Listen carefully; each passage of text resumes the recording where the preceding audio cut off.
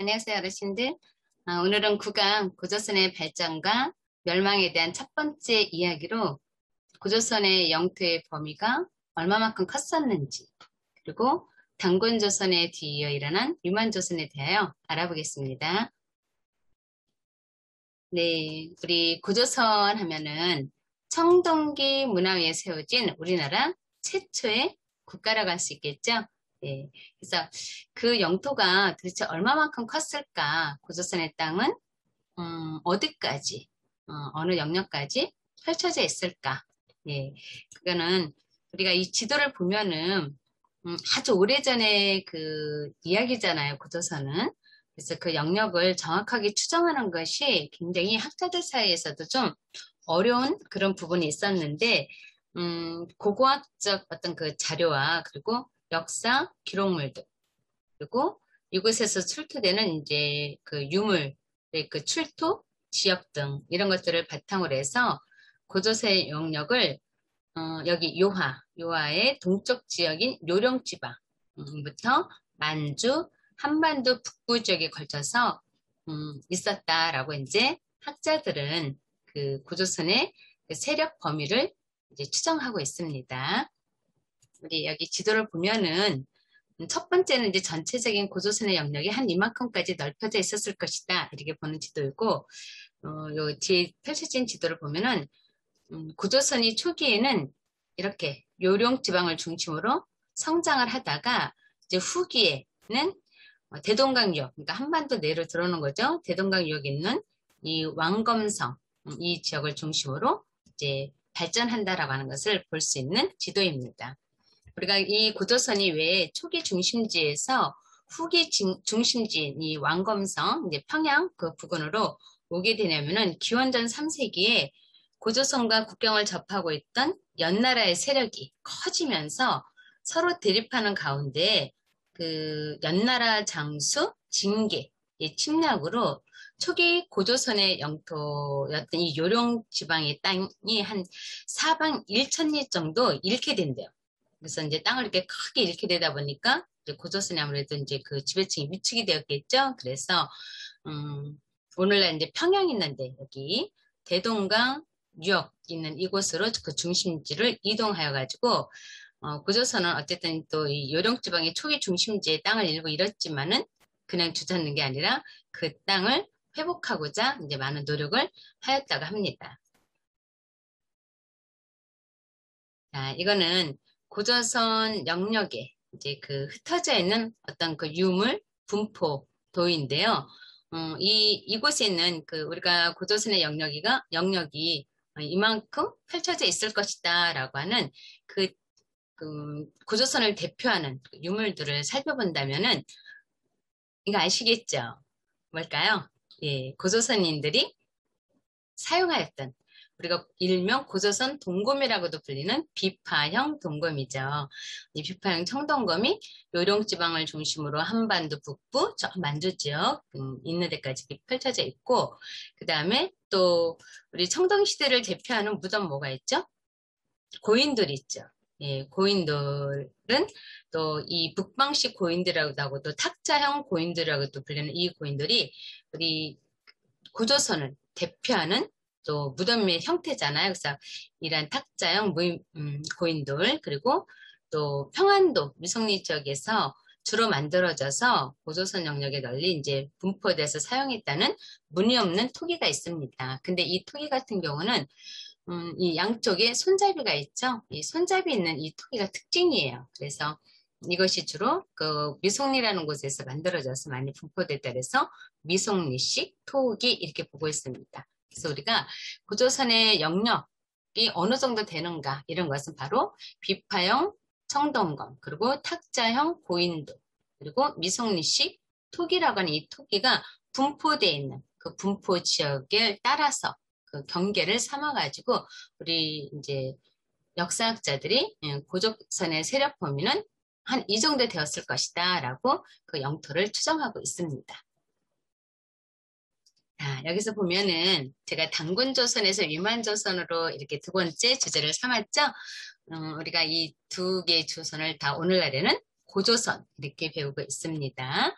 고조선은 기원전 2333년, 그러니까 지금으로부터 4354년에 세워진 나라예요. 우리 지난 시간에 당군왕검에 의해서 세워졌다 이렇게 배웠었죠. 그러다가 기원전 194년에 그러니까 그 연도를 따져보면 지금부터 한 2215년에 연나라에서 온 유만이라는 사람, 왜냐면 그 당시 중국이 진한 교책이라서 굉장히 좀 이게 혼란한 상황이었고 이제 한이라는 나라가 결국은 다시 중국을 통합하게 돼요. 근데 이 진한 교책이 진나라가 멸망하고 한나라가 일어서고 이런 과정에 아무래도 전쟁이 많이 있었겠죠. 그래서 많은 그 중국의 유민들이 우리 이제 조선의 영토로 들어오기도 하고 또 배를 타서 한반도 남쪽으로 이렇게 가서 정착해서 생활하고 그러기도 했대요. 근데 이 진한 교체기를 거치면서 이제 그 진나라가 중국을 처음 통일하는 나라거든요. 그러니까 춘추 전국시대라고 해서 한 550년 가까이 분열되어 있던 그런 시기가 있었는데 그때 이제 전국시대를 통합하는 전국 칠홍이라고 해서 중국에 이제 7개 조금 큰 나라들이 있었는데 그 나라를 통합하는 사람이 이제 우리가 시황제로 알고 있는 진나라의 그 진시황 때예요. 근데 나라 세운 지 15년 만에 이 나라가 멸망하게 되면서 한나라 우리가 이제 그 초한지 이런 걸 보면은 이제 초의 항우 또 한의 유방 이런 사람들 어떤 전투 이런 것들이 나오잖아요. 그런데 이제 그 한나라의 고조 그러니까 첫 번째 임금님 유방이라는 사람이 이제 한 제국을 건설하는 그런 과정에서 이 유만이라는 사람이 이제 조선으로 넘어오게 됩니다. 왜냐하면 유만이 모셨던 상관 노관이라는 사람이 있었는데 그 사람이 한나라의 그 황왕 그러니까 유방하고 어렸을 때부터 친구이면서 한이라는 나라가 이 중국의 여러 이 나라들을 이제 그 진이 멸망하고 나서요 다시 이 중국을 통합하는 과정에서 같이 이제 그 유방의 장수로서 큰 역할을 하게 돼요. 그런데 이제 한이라는 나라가 처음 세워졌을 때에는 유방이 아무래도 이제 전국이 이렇게 안정되는 이게 조금 이제 이른 그런 시기였기 때문에 그 장수들 자기하고 같이 전쟁을 했다든지 이런 사람들 또 이제 어쨌든 나라를 세우는데 큰 공을 세운 사람들한테 땅을 일정 이렇게 떼어줘서 다스리게 했대요. 그런데 어느 정도 이제 나라가 안정되고 왕권도 강해지다 보니까 자기가 나눠줬던 땅들을 다시 회수하는 정책을 펴게 돼요.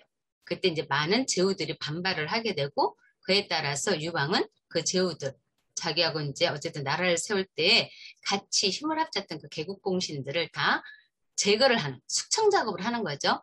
그런 과정에 그 노관이라는 사람 아까 유만이 모셨던 상관 그 노관이라는 사람도 유방한테 땅을 이렇게 하사받은 땅이 바로 옛날 연나라 땅이었던 이쪽 북쪽 땅을 하사를 받아요. 그래서 여기서 연이라는 나라를 다시 그 이름을 가지고 이제 이 지역을 다스리고 있었는데 땅을 다시 이렇게 반납을 해야 되는 상황이 되니까 이 사람도 마땅치 않았겠죠. 그래서 같이 반발을 하게 돼요. 그러다가 이제 그 아무래도 왕이잖아요.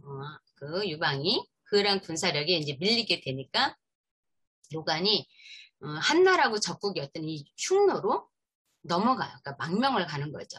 그런 과정에서 이 노관을 모시던 위만 입장에서는 자기도 어떻게 해요? 상관이 그렇게 도망가고 없어졌으니까 살 길을 찾아야겠죠? 그래서 이제 고민을 하죠. 어떻게 할까 하다가 바로 그 연하고 경계를 맺고 있던 이 조선으로 나는 갈래 하고서는 이 구조선으로 넘어오게 됩니다.